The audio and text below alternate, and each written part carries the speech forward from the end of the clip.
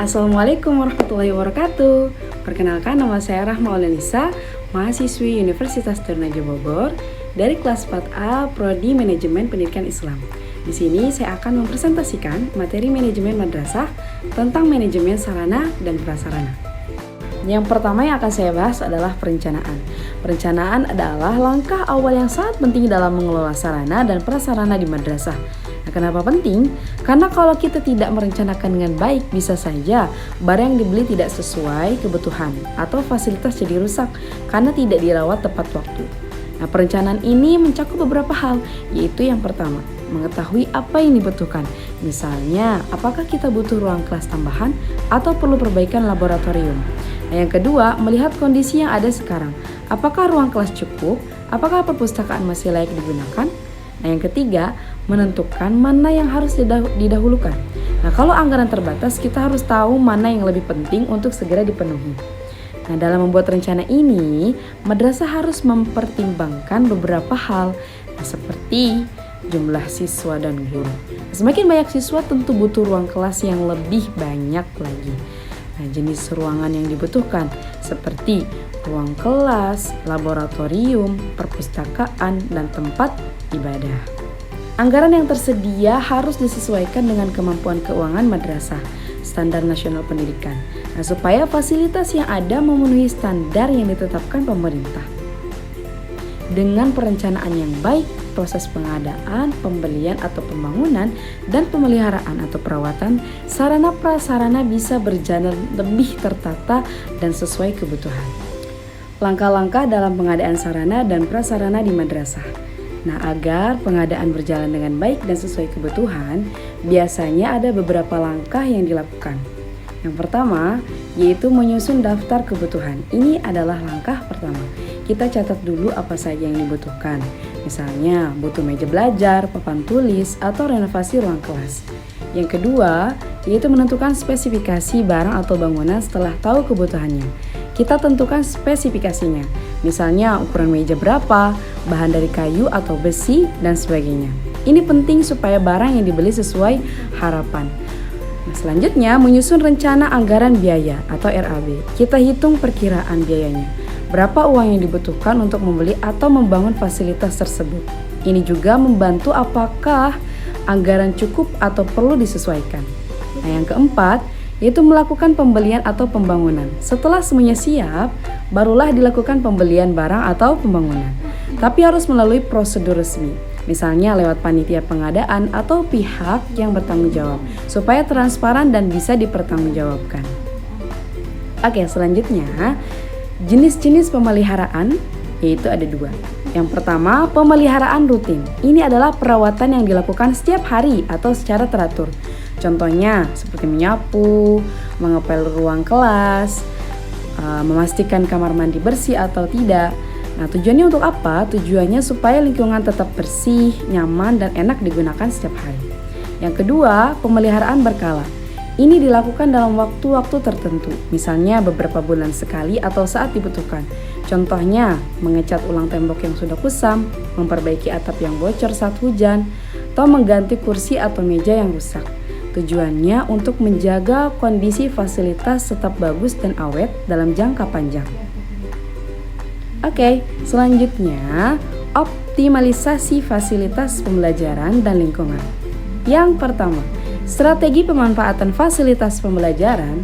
Nah, fasilitas pembelajaran itu adalah semua alat atau tempat yang digunakan untuk mendukung kegiatan belajar, seperti ruang kelas, perpustakaan, laboratorium, ruang komputer, alat peraga, dan juga media digital seperti proyektor atau internet. Selanjutnya, strategi pemanfaatannya. Berarti bagaimana cara kita memaksimalkan penggunaan fasilitas tersebut agar proses belajar lebih efektif dan menyenangkan.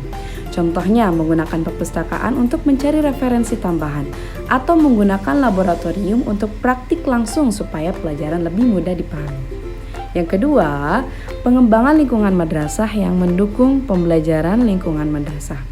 Nah, di sini bukan cuma bangunan dan halaman sekolah saja, tapi juga suasana dan hubungan antar warga madrasah, ya, seperti guru, siswa, dan staf.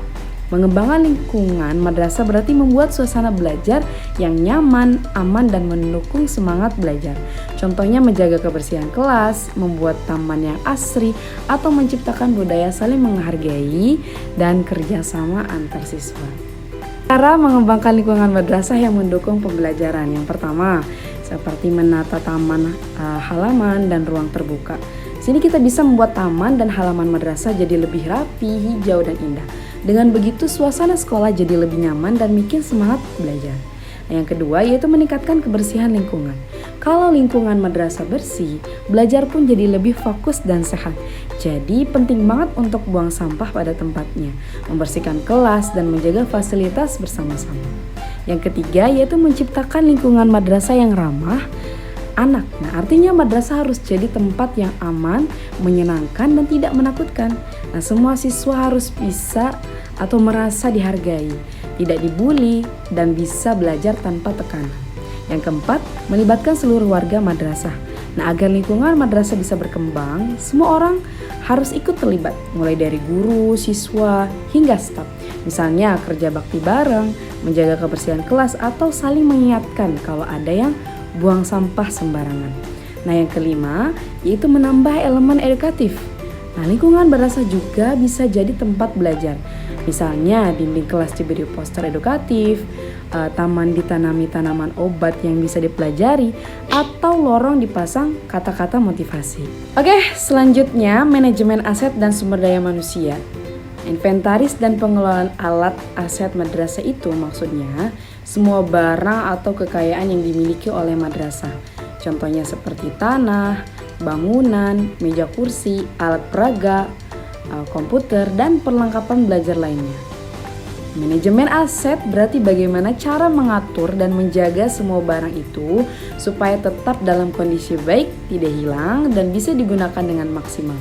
Misalnya dengan mencatat semua barang yang dimiliki, memeliharanya secara rutin, dan memastikan digunakan sesuai kebutuhan. Selanjutnya, dengan pengelolaan yang baik, madrasah bisa lebih tertib, hemat, dan fasilitasnya lebih bermanfaat untuk mendukung kegiatan belajar. Oke, selanjutnya sumber daya manusia dan keuangan pengelolaan sumber daya manusia atau yang biasa kita sebut SDM. Nah, SDM di madrasah itu bukan cuma guru, tapi juga kepala madrasah, staf tata usaha, petugas kebersihan, dan semua yang ikut membantu jalannya kegiatan di madrasah. Nah, beberapa hal penting dalam mengelola SDM yaitu menempatkan orang sesuai keahliannya. Misalnya guru matematika jangan belajar bahasa Arab. Semua orang sebaiknya bekerja di bidang yang sesuai kemampuannya. Pelatihan dan pengembangan profesional, guru dan staf perlu terus belajar dan ikut pelatihan supaya makin kompeten dan up to date. Selanjutnya, evaluasi kinerja secara rutin. Nah, artinya kerja guru dan staf harus dinilai secara berkala supaya tahu apa yang perlu diperbaiki. Nah, pemberian motivasi dan penghargaan, kalau ada guru dan staf yang berprestasi, itu perlu diberi penghargaan supaya mereka lebih semangat bekerja. Pengelolaan keuangan madrasah bisa berasal dari beberapa sumber seperti dana BOS atau bantuan operasional sekolah, komite madrasah, bantuan dari pemerintah, donasi dari masyarakat agar uang tersebut digunakan dengan baik. Nah, perlu dikelola secara transparan atau terbuka dan akuntabel, bisa dipertanggungjawabkan.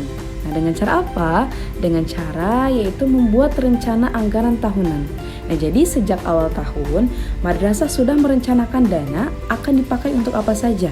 Membuat laporan penggunaan dana, semua pengeluaran dicatat dan dilaporkan secara jelas.